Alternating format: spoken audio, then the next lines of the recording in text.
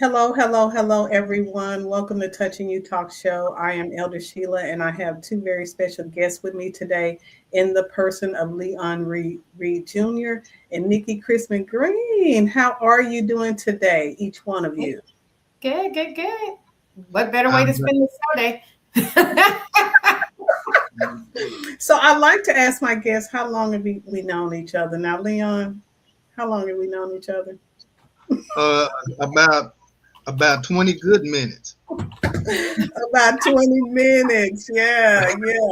Hopefully I made a good impression. Nikki, how long how long have we known each other? Man, Oh, 20 years. It's been a while. It's been a long time. our children went to school together They did. and they're both grown. So ooh, Very. yeah. So it's been a minute. So yeah, it's been a blessing. We actually met at the insurance company We did. before you even became an attorney. So I just thank and praise God for that connection and how we have continued to stay connected. Tonight, we want to talk about the election cycle and how important every aspect of it is, and just get you guys to answer some questions just so we'll be clear on what to expect and just to know what we need to do. All right, so I want to jump right in first of all and ask Leon if he would tell me about you, where you from, tell me about your background. Well, it's going to take forever. Thank you, Elder Sheila. For those of you who do not know me, my name is Leon Reed Jr. I am a practicing attorney here in Texas. I primarily focus on criminal defense, although I am of counsel to a civil firm, and so we do civil cases as well. I'm on numerous boards, some of which are statewide boards and some of which are local. I'm a resident of Como, the west side, the best side of Fort Worth, Funky Town, Texas. Member of Como First Missionary Baptist Church, the pride of the west side, where Reverend Kenneth Jones Jr. is our pastor. If you'd like to visit, feel free to holler at cfmbc.org. Okay, you know you're gonna have to give a shout out today, free Nikki. Tell me about you. Where are you from? Give me your background. And you are And talking you about you. and you I are am. welcome, welcome. No. Thank you, Minister Reed. My name is Nikki Chriesman-Green, and I am an attorney in the Dallas-Fort Worth community. And it is an honor to be on this talk show with you, Elder Black, and working with my co-laborer in the law, Leon Reed. I've been practicing law now for 15 years. Wow. Ooh, 15 years. And so I practice primarily in employment law. I also do nonprofit law, little dabble in family law, but don't call me unless I call you on that. And I work on a lot of boards where we do a lot of legislative action and policy in the state of Texas with respect to issues that impact our community, as well as issues that impact the law as a whole. And so I'm honored to serve on the African American Lawyer section with Leon Reed, the L. Clifford Davis Legal Association, which is the Black Bar Association in Tarrant County, named after the very one and only dearly beloved Judge L. Clifford Davis, who passed away. I am also a member of Dayspring Family Church in Irving, where our proud pastors are Bishop Kevin Keith Dickerson and Pastor Dickerson. And we are in Irving, and people matter to God, so people matter to us. And so if you are looking to visit and don't want to go to Leon's church, no, I'm just playing. Any church is great. Feel free to visit. I don't care what church you go to, as long as you get some Jesus. I'm excited to talk about this topic. This is something, elections is something that me and Leon, it's a labor of love for both of us, because we both believe. And I just want to say this before we get started. I don't know if you know this, and I know Leon is not going to talk about this, but Leon Reed is such a phenomenal, not just attorney, but just a servant at heart. Leon, after the George Floyd incident, Leon, who is he's in the military, and I can't remember you were in the Army, right? Leon, did I No, get that right? The Marines? I'm a Marine. Marine. I knew it was one of them on the ground, but he's a Marine. And with that being said, Leon took it upon himself after the George Floyd. We all got together. We were talking through policies, and of course, we were doing protests, and we were also talking with our elected officials. We were talking with local law enforcement. But Leon said, "I'm going to take it a step further," and he took those policies. He did a lot of research. I mean, a lot of research. Took numbers, went through all kind of public records, combed through that. This is not something that you can do in a day. And he actually armed himself with all this information and created a campaign where Leon actually walked to Austin Wow. to talk with Governor Greg Abbott about the policies. And he not only walked, but he stopped in the communities and he talked with law enforcement officers in those particular cities. He had a route. We could all follow him. And when I tell you he walked, he walked. I probably walked the first mile when he took off in Fort Worth. But after that, I was on the phone with him, like, where you at? Where you at, comrade? But he actually walked. And so when I think about someone who is trying to make an impact and someone that's trying to make change, and I mean this in all sincerity, it is an honor to work with Leon because he means what he says. And so I know that elections is dear to his heart. Me and him have talked about this. It goes beyond us talking and beyond us. We can get people registered to vote. But the problem is how do you get people to the polls to vote? That's really what the issue is. I can register 5,000 people. As if I'm not mistaken, and I'll need to pull these figures up, but we had over 2 million people, 2 million African-American citizens in the state of Texas during the election of 2018, and they were showing these numbers. And that's when Beto O'Rourke was running and some others were running. And there was a deficit in the election where Greg Abbott was reelected of like 959,000 votes. But there were over 1 million, and these numbers may be off a little bit, but the point that I'm trying to make is there were over 1 million people that did not go to the polls that were African Americans. And these are people that were registered to vote, but they did not show up. When we look at the last election that just took place we're in the national election for president, and you look at the number of people that were registered to vote and the people that actually showed up, gigantic deficits, right? And so why are people staying at home? Why are people not getting to the polls? What can we do to help simplify the process? Because a lot of times when you are going to go vote, and Leon, you can jump in at any point. I'm sorry, Elder Black, if you had specific questions. But when we look at why people don't vote, what are their constraints? We've talked to people working with the Barbara Jordan Leadership Institute. Shout out to Kanae and Lorraine Beerbill for that wonderful organization. When you look at why people are not voting, a lot of times it's just simplicity. I don't understand. That's not going to impact me, or what is that going to do for me? What does the county judge do? I don't understand. The ballot is very confusing. The way that things are worded, the way that things are set up on the ballot, we don't know, and we don't understand the impact. Then when we see stuff in the news, like the ICE raids and what's happening in Minnesota, we get upset and we're like, well, how does that impact us? It starts with who you have representing you to make these decisions in Congress, in your local state, right? In your local elections and in your state. And so our conversation today is to kind of take it back to a basic 101. What are the fundamentals of voting, right? What are the offices that are on the ballot? What does it mean when we say midterms? A lot of people hear that because they hear it on CNN or the news. But what does a midterm actually mean? Like, why are we calling it a midterm? What's the difference between this and a national election? So those are just some of the things that we'll be covering today. So, Leon, how do we get people to the polls? If we knew the answer to that, we'd all be rich at this point. I'll say this, that citizenship comes with responsibilities. And one of those responsibilities is the responsibility to vote, just like we have a responsibility for jury duty when called.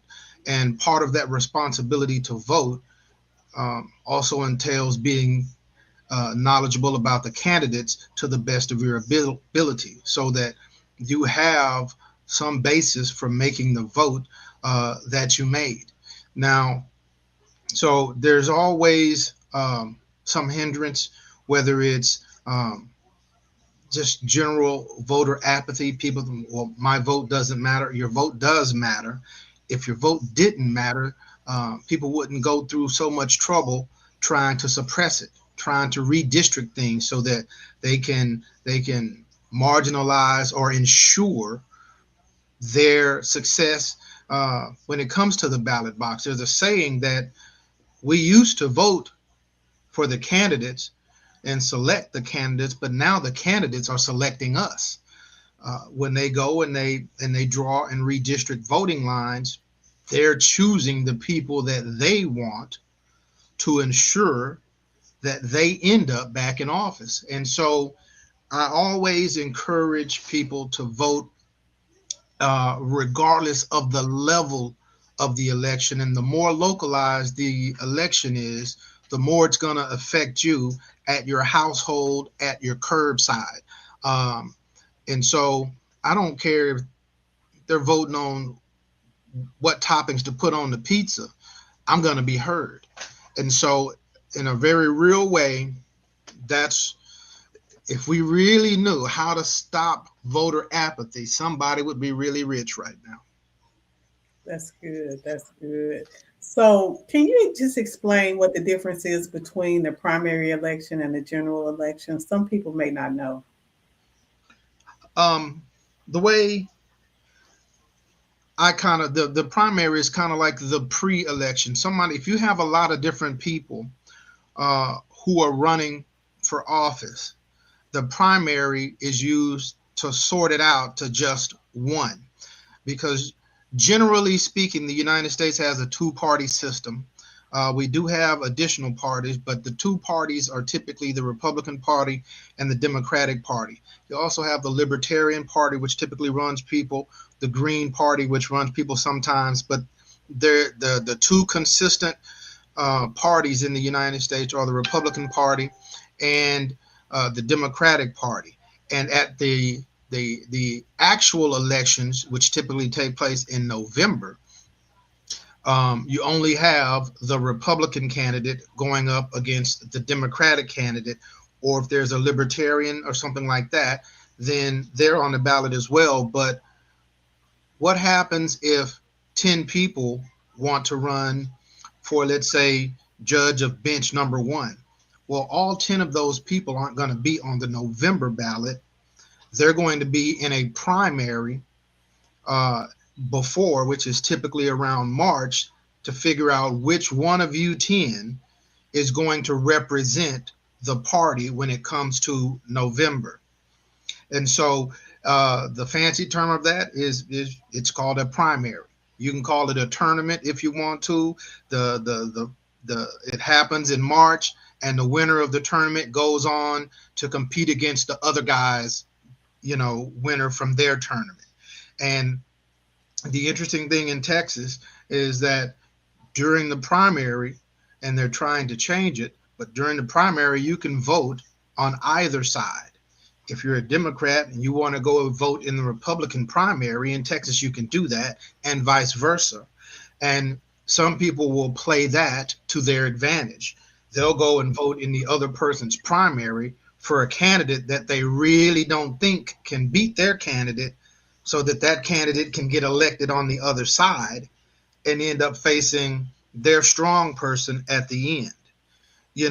And so but ultimately a primary is just the pre-tournament, the pre-vote before the final vote. And if there are a lot of people running to represent that particular party, they battle it out in the primary. They win the primary. They then go on to face the other candidates from the other parties at the general election, which typically takes place in November. And I wanted to just, if I could add to that, I wanted to put some dates on it. Because right now there are a couple of things going on. And one of the things that Leon said is very true.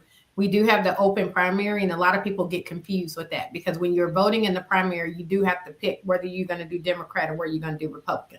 There's not like a general ticket where you could go in and do either one, right? You have to kind of pick, and that's how you narrow down who's going to be on your ballot.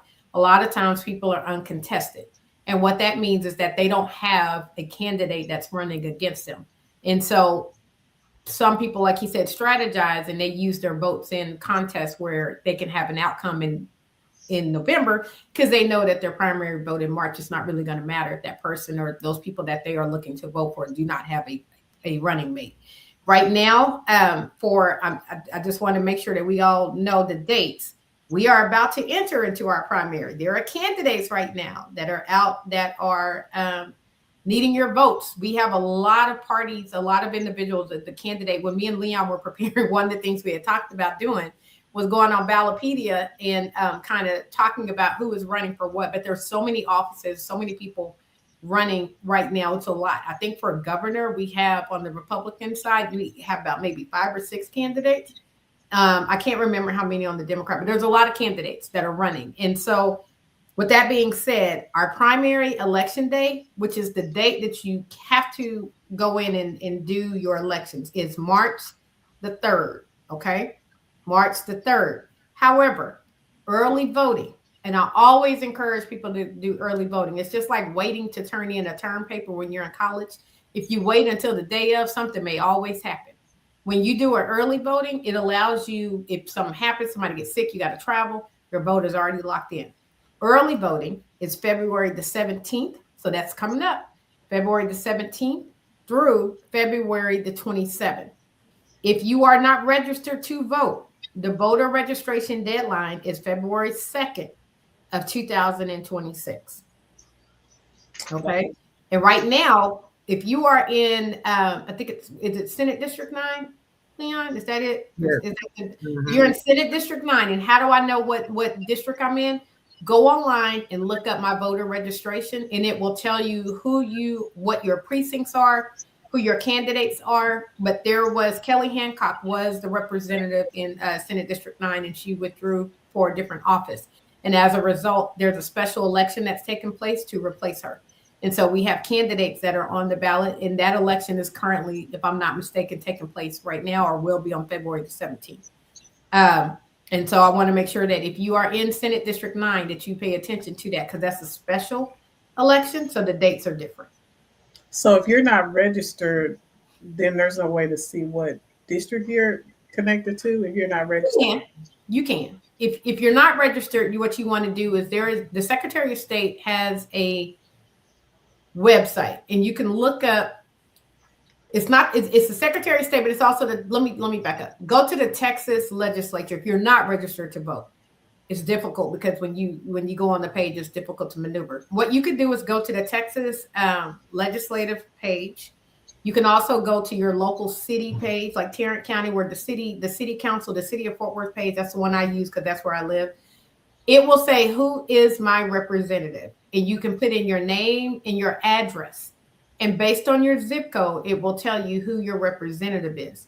Now, because we do stuff difficult, sometimes when you look it up, it will have 2 numbers. Like mine is confusing because when I looked mine up, it had like District 9 and 12 because it's split, right? So depending on what side of the freeway you live on, you may have a representative just by a block.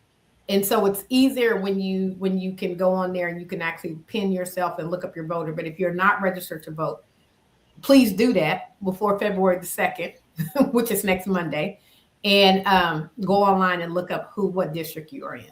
If you're confused about what district, you don't know any of that, just Google who represents me or who is my representative.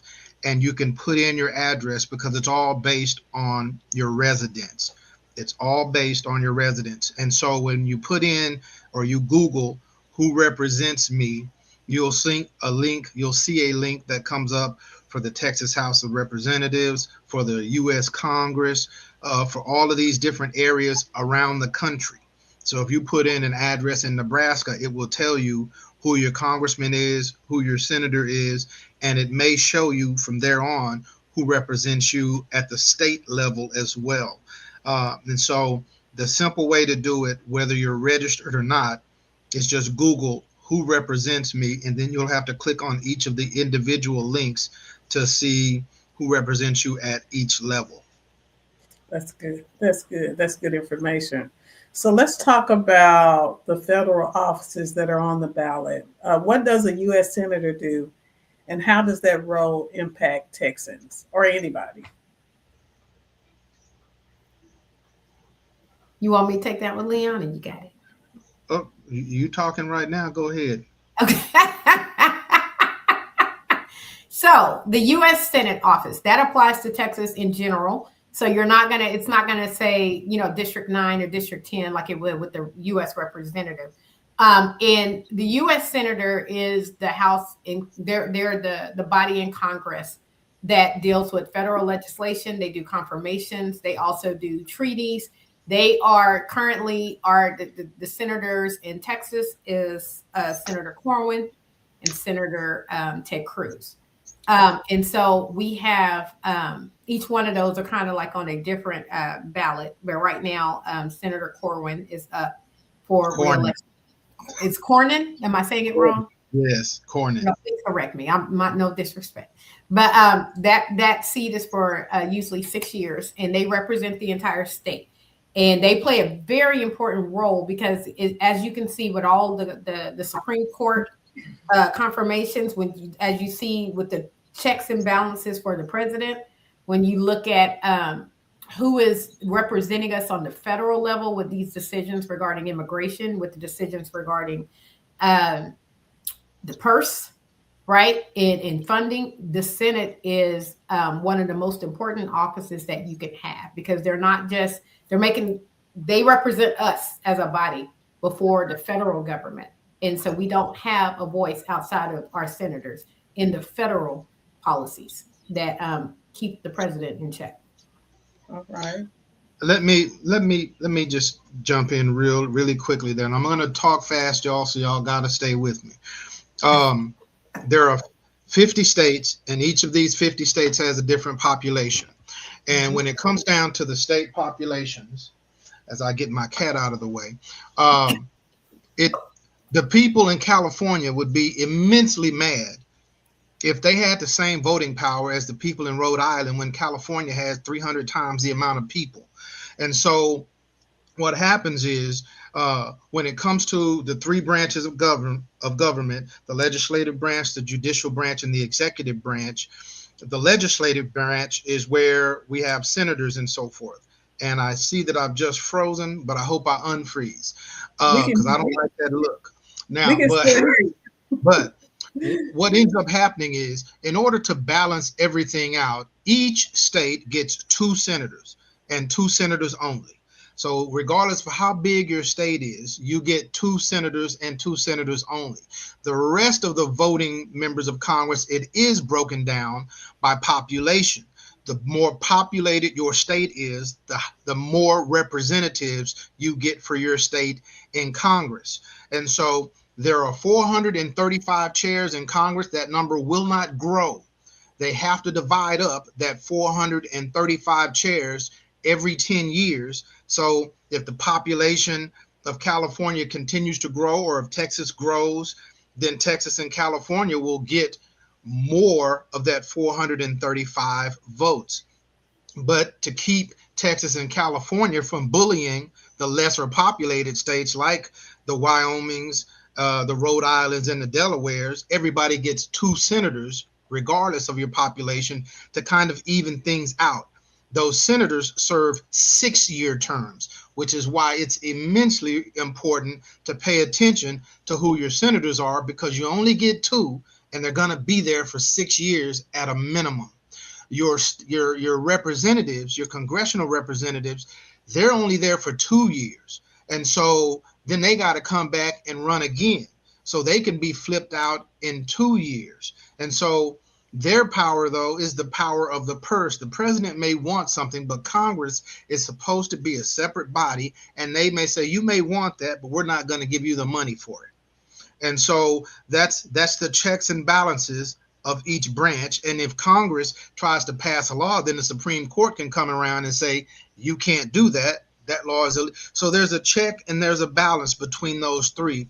But senators are perhaps the most coveted positions, because you only get 2 per state, and those 2 senators are going to be there for 6 years. They don't run at the same time. They run at staggered times, so that you always have at least one experienced senator from your state. Did you want to say anything, Nikki? Yes, this is where, if you've heard in the news, the redistricting, This is where the redistricting comes in, because what Leon has just said is that we have to divide it up in the congressional house, and it's based on population. And so when one of the ways that they do that, we can see you again, Mr. Snow. One of the ways that we can do that is by looking at the census, by looking at population counts, population changes. And so, like Leon said, they, you know, every 10 years or when they're reviewing what those numbers should look like or how many representatives there should be, that's kind of what they use as a goal. And in the last year, the last couple, you know, in the months, there's been a lot of redistricting efforts to change those numbers in the House. And like Leon said, they change out every 2 years. And so that is the difference between that and a senator. Your senator is not. They planted for 6 years. So you have to be very wise about who you are sending up there to represent you and to make those decisions. And so those are the two federal offices that are currently on this ballot that'll be coming up in 2026. So what type of issues are handled at the federal level versus the state level? Immigration, for one. Funding from a federal standpoint is a big issue. As you can see, there are, and I'll use the Affordable Care Act and the, you know, subsidies, things of that nature that come up. Any kind of federal student aid, different things that impact on a U.S. based level rather than a state level. And when you're thinking about what is handled from a federal level versus a state, think of it this way. The federal level is when we look at the federal level, we're looking at judges being appointed, because those are federal judges. Federal judges get appointed. They don't have term limits, right? So when you think about federal government, think about appointments, think about Supreme Court, think about funding, think about immigration, think about constitutional rights, things that impact us on a level, gun rights, abortion rights, different things. Like states can definitely create different things, but when you're looking at the federal is where you look at the uniformity that needs to happen and able to enforce things on a large scale basis. And so that's kind of how I keep them separate. Anything that is not expressly mentioned in the Constitution as being a federal matter, it goes to the states. Correct. So so the feds tried to find a way, or the Supreme Court did, to make some things that carry from state to state. If you get married in California and you move to Oklahoma, you're still married because of the full faith and credit portion of the Constitution that says if you did that there, then it's applicable here. But if it's not expressly written in the Constitution, then that's where you'll hear everybody, oh, states' rights, states' rights. My state has marijuana. Another state, ours doesn't, because marijuana isn't mentioned in the Constitution, so it becomes a states' rights matter. There's nothing in the Constitution about abortion, so the states are trying to say, well, we want it back. And that's why they were so determined to overturn Roe versus Wade, because Roe versus Wade had set a national standard. When it got overturned by the current Supreme Court, now it went back to the states, and every state now has 50 different laws or sets of laws that govern abortion. Can we follow you out of state and get your medical records? Under what circumstances? Rape, no rape. The mother could die. So what? We don't care. It's just the wild, wild west. But anything not expressly written in the Constitution as being a state right or a federal right, it defaults to the state level. And most states are set up just like the federal level. But instead of a president of Texas, we have a governor. We also have a legislature, which are our state representatives and our state senators. We also have a state Supreme Court and a state court of criminal appeals, which is the highest courts for state-related matters. So every state basically follows the national setup, which is executive branch, legislative branch, and the judicial branch. Every state except for one or two, like Nebraska, is like unicameral. They're but every state follows that setup. So we have state representatives and we have state senators. The runoff election that's taking place now is for a state Senate seat. Okay, and it runs similar to just like the federal government. There's only so many state senators. There are less state senators than there are state representatives, and so we have to be able to look at which ones are up and running at that particular time, and the issues that are being put forward by the state versus the issues that are being put forward by the federal government, because they could be two separate things, but they could affect your daily living in a very different way. And I always say, just to kind of add to what Leon just said with your local, one of the things that I urge everyone when they're getting ready to vote is to go online and look at your senator. You can do that on the federal level. You can also do that on the state level and see how they have voted on issues that are important to you. You can see what legislation have they introduced. You can look at when they did not vote, right? Are they actively not voting? Are they being present when in these congressional meetings? And so you can get an idea, because a lot of times people are like, well, I don't know who to vote for. What are your values? What is important to you? And how are those individuals that are voting on your behalf voting? Because then when we look at things like the school voucher, we look at different things that are popping up where we're like, I didn't want that, or I didn't want that. Well, did you contact your legislature? Did you see how they were voting? Have you looked at how they voted? Have you looked at how they voted on issues that are important to you, on all of the different legislative matters that have been passed? So you have the ability to do that. You have the ability to look on the website to see what they voted on, have they been active in the voting, and exactly, what their values are, so that you can align that with how you would vote. So how does a voter not become overwhelmed? It just seems like so much.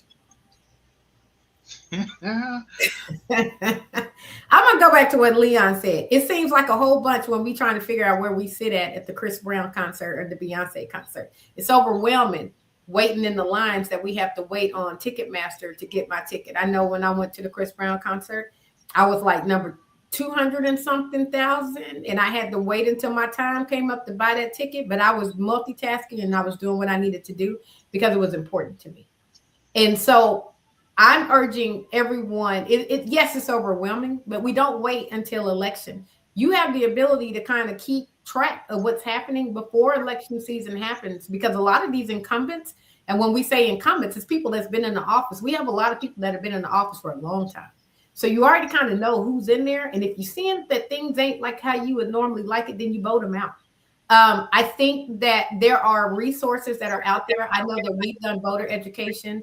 Leon, you can help me here. We've had people that have talked about different candidates. There's public debates that happen to kind of give you an idea of where people stand that you can watch.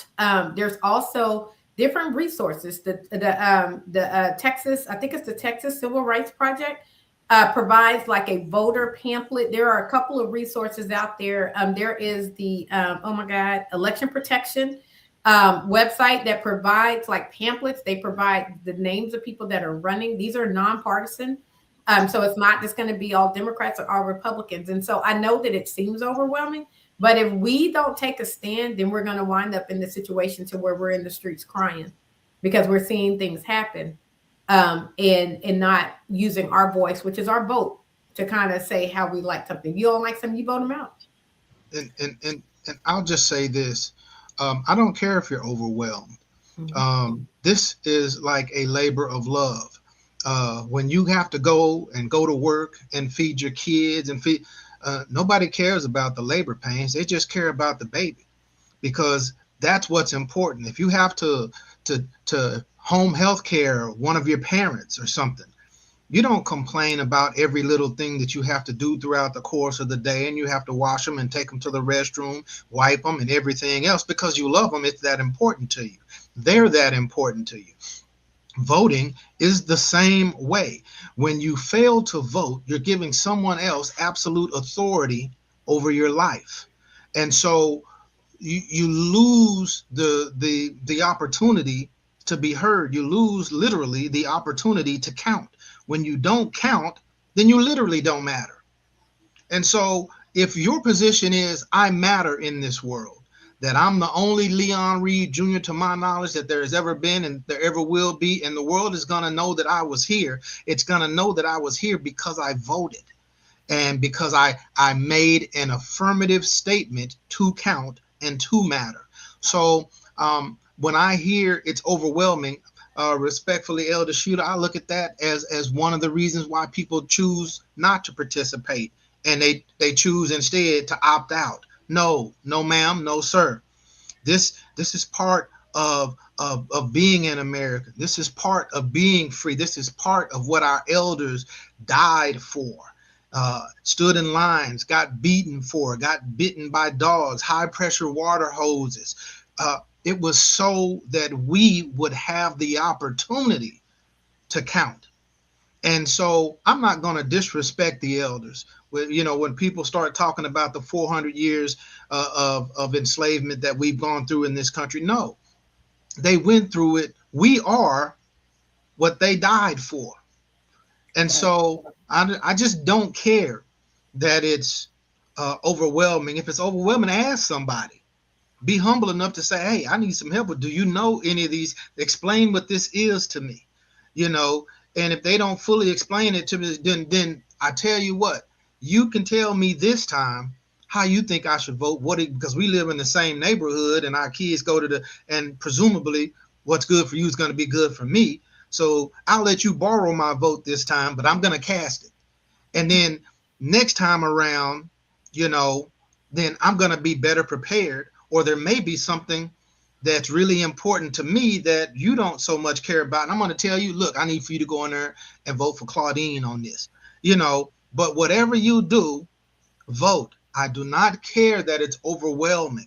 That's just a reason to opt out. I want you involved and I want you treating it with the importance that it came with.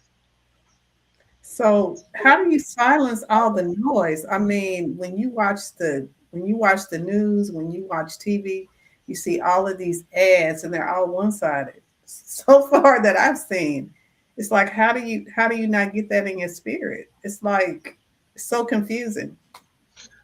When you look at the bigger picture, there was a big Citizens United is the one of the most prolific Supreme Court decisions that had an effect on American history because it allowed corporations to be treated as people.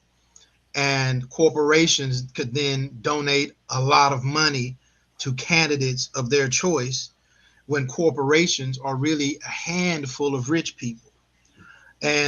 But because now they can donate millions, hundreds of thousands of dollars, the candidates have to just woo the corporations, get that money, and then they can run a ton of commercials. Uh, Whereas the grassroots person still has to do it the old-fashioned way: $5 here, $20 there, and they can get outspent. But that doesn't mean that other person's ideas and goals are in alignment with your own. So that's where that civil responsibility of being an educated voter comes in. And if you try to wait till the last minute, yeah, you can put yourself in a bad way. You should start looking into people ahead of time. And I'll tell you, if you're running on someone else's name more so than your own, I have a problem with you, because you're not telling me what kind of leadership you have. You're not telling me about your own vision. You're trying to attach yourself to someone else's name and just ride their coattails. And to me, that's dangerous. I want to know. I ran for election in 2014 for judge, and I told people, Leon, who you running against? I'm not running against anyone. I'm running for you. This is golf to me. I go out and I play my game, and when I hit that ball, nobody else is hitting it but me. And if I put it in the hole and it takes less strokes than you, it had nothing to do with you. It was all about me. And if I can't convince you that my way is the best way, then maybe my message doesn't resonate. Maybe I need to go back and rethink something. But candidates now are so focused on where does the poll say they want, and then I'll just go and get in front of them instead of saying, no, this is a better way. Yes, this needle in your arm may hurt, but this vaccine in the long run will help. And I have to convince you of that, you know. And so that's the responsibility part. And that's where you really got to stay on top of stuff. And again, if you pass a sign while you're driving down the road that says vote here, you need to turn around, get in line and say, what are we voting on? And make sure that you're heard. And if we're early voting right now, but we'll be open all week. Okay, well, print me out one of the ballots so I can go and I can look, because there are just too many ways in the internet era to get information, whether it's through the League of Women Voters or other online Ballotpedia, whatever. There are ways that you can find out about people and what their positions are. And if you're just still wanting to rely on I just too much information, then ask somebody that you know and trust, but I still want you to vote. I agree with that. And just to add to what Leon just said, one of the things that is so important is printing off. Right now, all the candidates have already declared. There's no surprise candidate that's going to pop up on March 1st, right before the primaries. So you can actually take the time, and this is how you know somebody really cares, or like you just said, I'm overwhelmed. If I wait till the day of to go vote, I'm going to be pulling up all these different people and names. I don't know what anybody has basically said. You can go on, if you pull up the Ballotpedia, if you pull up What's My Ballot, it will actually list who will be on your ballot at the primaries. It's the same thing if there is a bond, a vote, or if there's any kind of constitutional amendment, what will be on your ballot is printed ahead of time. So you can study. It's just like a test, right? You can go and you can pull it and you can study ahead of time and get the backgrounds that you need. Because I'm going to tell you something. It matters. What Leon said is exactly correct. It matters with the name and what I'm doing and experience. Do you want somebody being your comptroller that has never had any kind of financial background or any kind of financial experience, and they were doing something like, I hate math, and so I was like an English professor. Doesn't mean I'm not good in it, but I don't have any background. I don't have any knowledge. I've never worked with anybody's accounts. I've never managed a budget. I've never done it. Do you want them managing your state's budget? Do you not want to know more about them, or what qualifies you to do this position? I think we've all learned that a name alone and a little bit of a celebrity does not necessarily make you a great candidate. Right. And one of the things that I did prepare before we end this call, I wanted to, can I share it? I understand that it can be overwhelming, especially when you look at all the offices. And so what me and Leon tried to do was make it a little bit easier for you to be able to kind of distinguish and to kind of go through those offices in what exactly is on the ballot and how they impact you as an individual. And we won't spend too much time, but I would like to pull it up if that's okay real quick. Oh, that's good. Can I share? Yes. Okay, let me see. Share screen. Okay, it's not showing yet. Hold on. While Nikki's trying to pull that up, I want to say this. Understand that every time you vote, your candidate may not win, but it's still vitally important that you still continue to vote, because voting districts are broken down into precincts. And if someone is running for office and they only have so much money that they can spend, they're going to look at the precincts that have a high voter turnout. If there are 5,000 people in this precinct and every election cycle 80% of that 5,000 people show up to vote, I'm going to go and focus my time and efforts on them. Mm-hmm. Versus there are 5,000 people in this group and only 10% of them vote. I only have so much money. And so I'm going to spend it where I think it will have the most significant impact. And that's with that 80% of the people who are voting versus that 10%. So your candidate may not always win. Correct. But if they do see that you do vote, they will pay attention to you. And that's where you can start holding politicians' feet to the fire. That's when they start needing you. I need this 80%. I'm just going to focus on this 80%. I'm not worried about that 10%. That ain't enough to affect me getting elected. But this 80% can. And so that precinct with that 80% is going to have more influence than the precinct with the 10%. And that just makes economics. So it's important that even if your candidate does not win, you go and you vote, because it shows that people in that area care, and they have to come see you, because if they don't, it's to their detriment. Go ahead, Nikki. Okay, so what I'm sharing, can you guys see? I'm assuming that y'all can see the presentation. It's a little small. Can you bring it? It's a little small. If you can enlarge it, that's cool. Go ahead. Yeah, there we go. Okay, so what I wanted to say is this. First of all, I want to thank the L. Clifford Davis Legal Association, which both me and Leon are a member of, for their commitment to helping the community. And I just want you to understand that this is not the first time that we will be having this conversation to help with the overwhelming part of this. We will be doing ongoing efforts to educate the community. And so this document is the first step. And so if anybody is watching this video and you would like a copy of this, or you would like for us to come and talk to, and I'm volunteering you, Leon, as well. But if you would like for us to come into your local church or to a community organization and discuss these different offices, we'd be more than happy to do that. We don't have to wait until the election. We can start those conversations now, because it's really important that you understand all of the different offices that are on the ballot. This visual guide is meant to kind of give a high level overview, but we have here listed all of the different offices that are on the ballot, their term length. And as you can see, the Supreme Court in Texas, and you see that 6 years for the Court of Criminal Appeals. And fun fact, I don't know if everybody knows this. If you're not dealing with criminal issues, you wouldn't.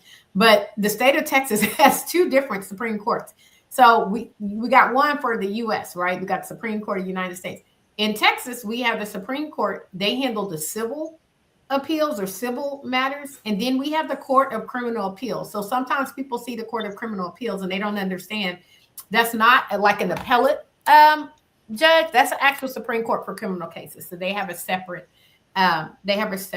court. So when you see that on the ballot, they're not the same. It's not the same as your appeals court judges, right? That is our Supreme Court for a criminal court.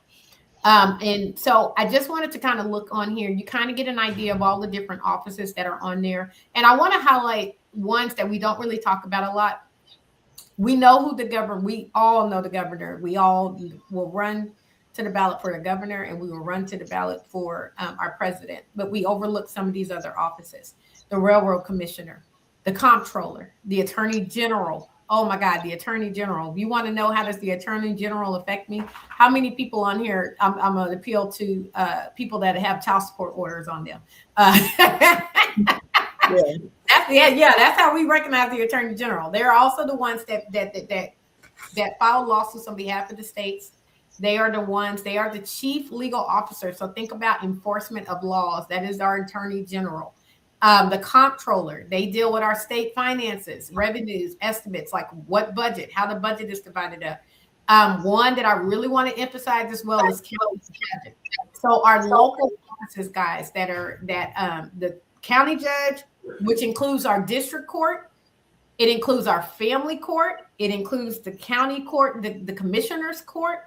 Our county judges, guys, are how we administer ourselves in our local regions. And they are probably some of the most important offices on the ballot. And so we need to make sure that we are aware of who is doing what, who represents who, and what those judges do. When you look at family court, you may say, well, I'm not in family court. I don't have a divorce. I don't have any children. But you don't know if you are going to wind up having someone, CPS, get involved with taking kids out of the home. You don't know if you are later going to have to go and file a grandparent's rights to get your children. All of those impact you. besides just being married and besides just having children. When you look at the county court, the commissioner's court, guys, y'all need to pay attention to who is on your commissioner's court and who is representing you. Those are done by districts. And so I can't go and vote for whoever represents District 2, right? Each one of us has a different district, and that person goes and they are voting for you before the court. They have an open court. You can go, I think it's every Tuesday, and they publish the agenda. But the county commissioner's court, they're the purse for the city. They also make rules for your local county. Yeah, Leon, were you trying to say something? Not the city, for the county. Yeah, that's what I just said, for the county. Not the city, but the county. And so you have different districts. And so when we look at Tarrant County is very wide, right? And so you need to know who is making those decisions. Think about COVID when we had the government shutdown. They were the officers that were making that decision on how your county was going to run during that time frame. They are also the ones that are passing the rules on redistricting, on budgets, on what can and cannot be done. They basically administer your county. And so it's very important that you understand who is representing you, because those local laws impact you more so than your state and your federal government. Not saying that they don't all impact you, but your local judges do. When we look at the district attorney, it is so important that we know the district attorney is the one that directs the Office for Criminal Prosecution. And so, Leon, you're a criminal defense attorney, so I'll let you speak more about the impact or why it's important that we know who is our district attorney. When it comes down to the local offices like district attorney and so forth, the district attorney decides what cases will be prosecuted and to what extent and what level of punishment that you're looking for. So if you have a district attorney who is just a hardliner, well, if the punishment range calls for 5 to 99 on something, and people, well, it's my first offense. Well, your first offense doesn't say, it's not written anywhere, oh, you get a freebie. No, that's nonsense. But the district attorney could go in there and say, give them life, versus a district attorney who could say, you know what, this child was raised, both parents were killed, in a car accident, and the parent wasn't in the best situation. They may look beyond the data or this or that, and they may say, you know what, this person still has value. And so all of that comes down to the district attorney's office. The district attorney sets the relationship with the various police departments within the county.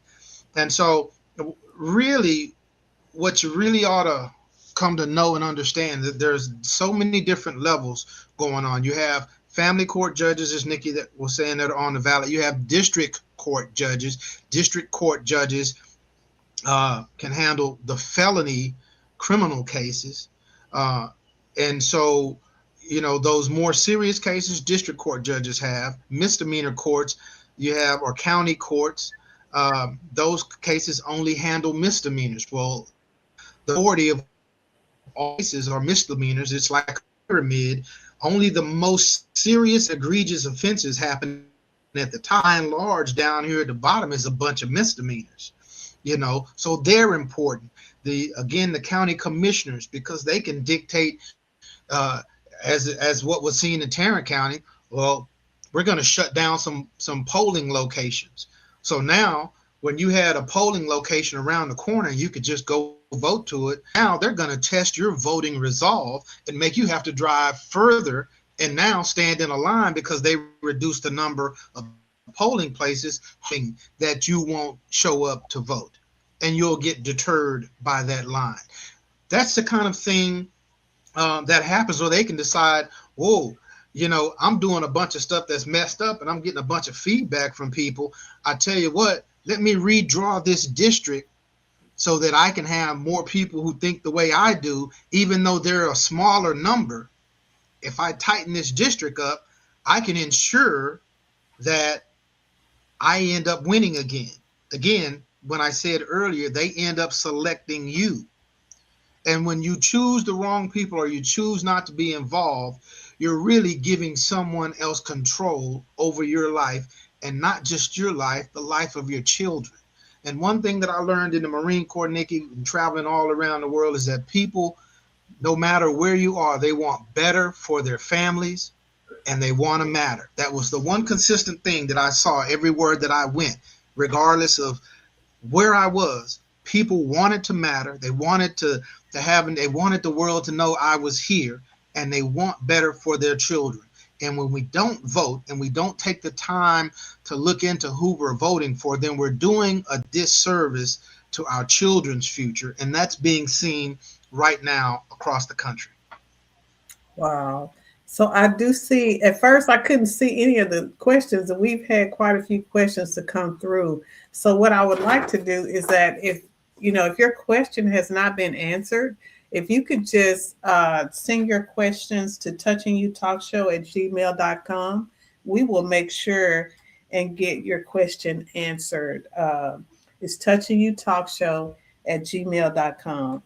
And I will make sure that your question is answered. Another thing I wanted to say, Nikki, is there a way you could share that document with us? How can we get our hands on that document that lists all of those offices on it? Are you talking on mute, baby? I do. I keep doing that because I'm trying to be respectful while Leon is talking and not let y'all hear me groaning whenever he's talking. But anyway, I'm just joking.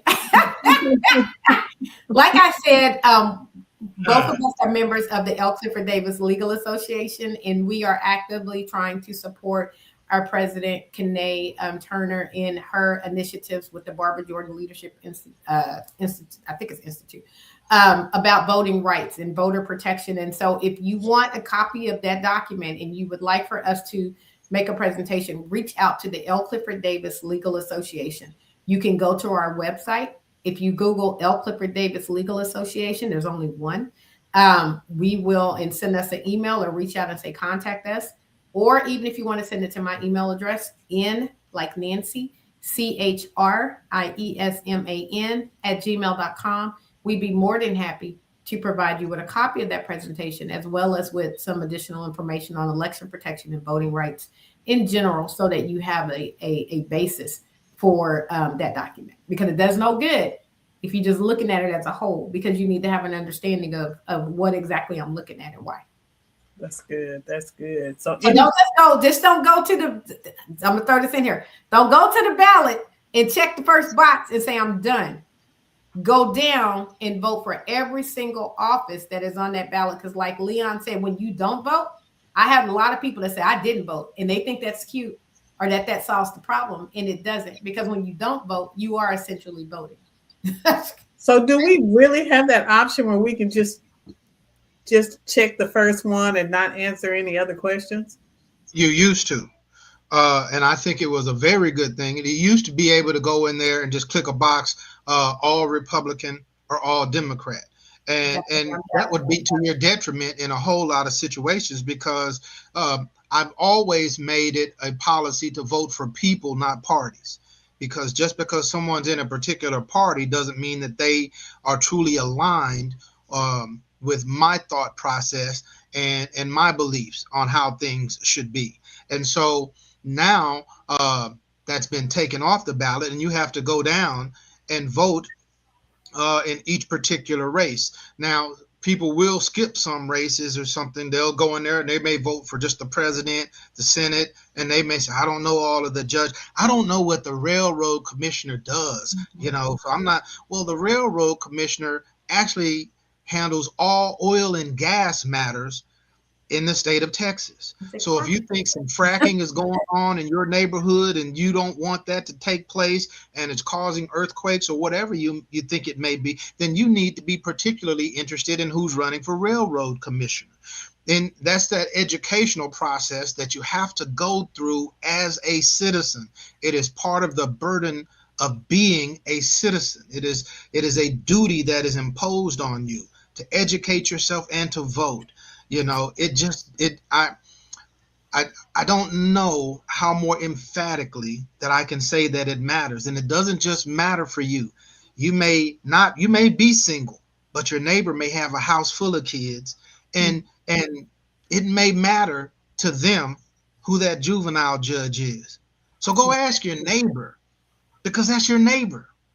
And if you want to have a strong neighborhood, you have to be neighborly. You might want to know your neighbor. And so, it's just utterly important that we vote.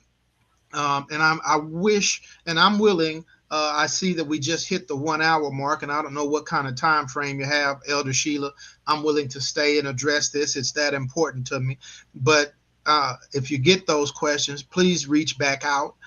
Any question I don't know, I don't fake the funk on. I'll get somebody who knows more than me and get them to answer it. But I just can't stress enough how important it is for us to vote in this day and age in particular. And we're leaving so much meat on the bone. You can't do it all in an hour. We just scratched the can't. surface. I have to have you on back. I have to. Yeah. So there it is. We'll have to have them back. So what I would like for you to do, your questions, go ahead, email those to touchingyoutalkshow@gmail.com. I'll make sure and get those questions to Leon and Nikki, and we'll get those questions answered for you. This has been great. I appreciate you so much. It looks like Nikki has something she would like to say. I would like to plug a community event that we have coming up. We have a couple with the L. Clifford Davis Legal Association. We actually have an event coming up called Mine. And let me make sure I'm getting this right. So I don't want to say it wrong, but I want to make sure this is a community event.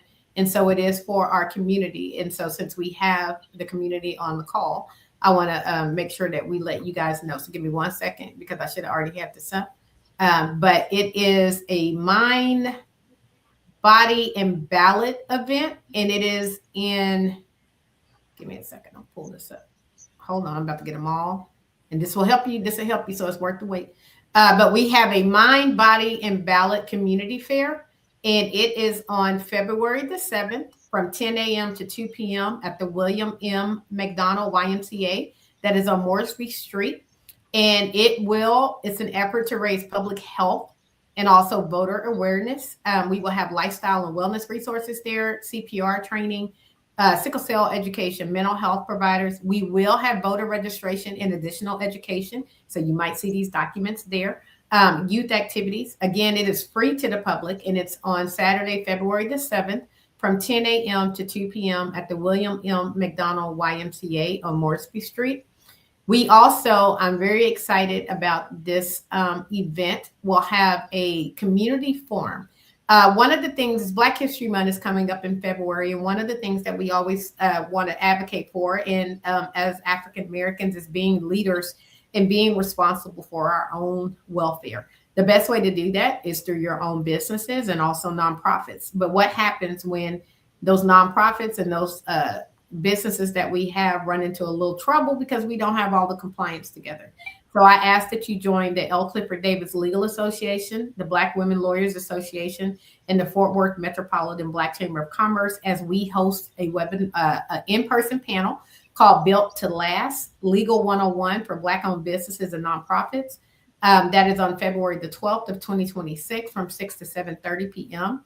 And we will provide basics and fundamentals for business essentials to help Black-owned businesses and nonprofits not only start strong, but stay compliant with requirements under the law when you are operating one of those types of entities. We will also have Patsy Ray, who is a well-known and respected CPA and accountant, there to give some financial information with respect to these nonprofits and businesses. Again, it is free, and it will be done at the Doc Bookshop on February the 12th of 2026. Again, that's the Doc Bookshop on February 12th of 2026 from 6 to 7:30. Okay, that sounds good. Did I get every commercial in, Leon? You got a good commercial in. Did I miss anything? So you want to give us some final words, Nikki, just to encourage people. First of all, I want to say that I'm very grateful for a platform and the opportunity to talk. Not just to talk about anything, but to talk about things that matter to the community. And one of the things that Leon said is we have a civil responsibility. And so when we think about voting and it being overwhelming and not understanding, we have an obligation to learn. We do it with things that we like. We do it on TikTok. We do it with Instagram. We spend hours and hours and hours.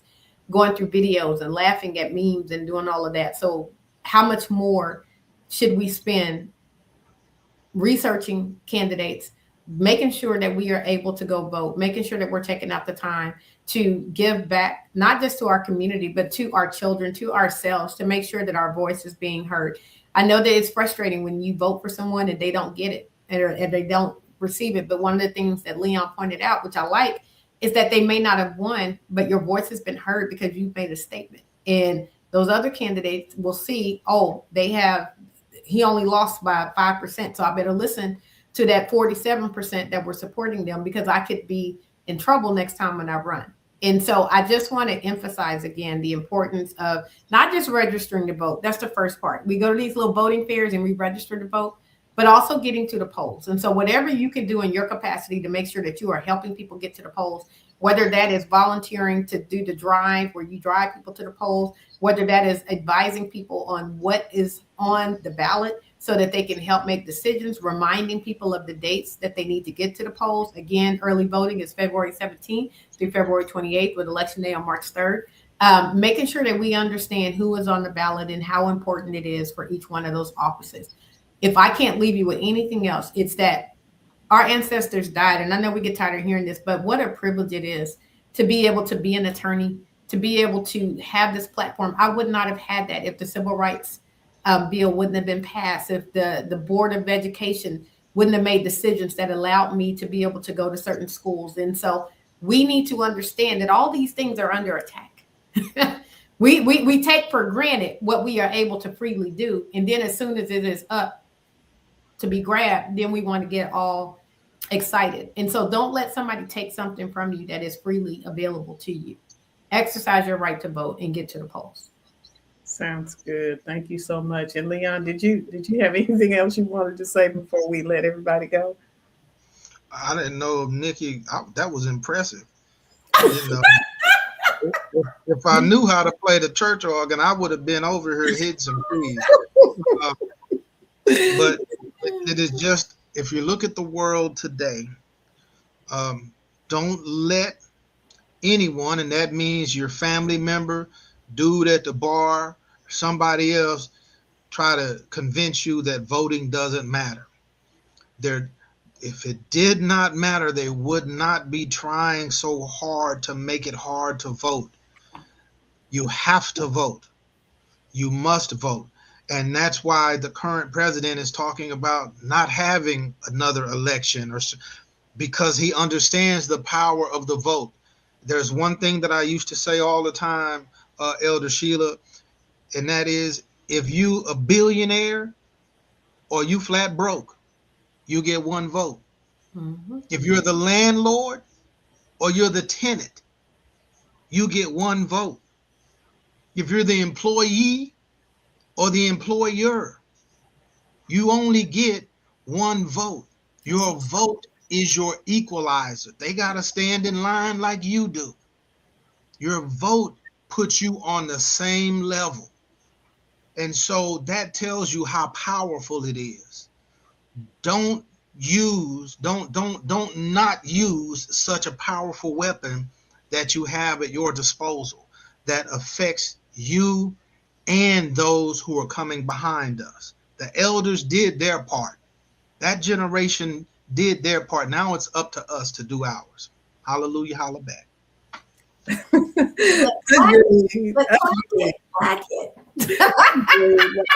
I appreciate you all, both of you, taking the time out to be on the show. I would love to have you back so we can continue our discussion and just answer any questions that people have. So thank you so much for taking the time out. Thank you for all of you who are watching. I ask that you would share, tag, reshare it, share it in your story, share it on your feed, just to get the word out, and just making sure everybody know how important it is, how we should vote, and how we should not leave that opportunity on the table. This has been Touching You Talk Show. Have a great day, everyone.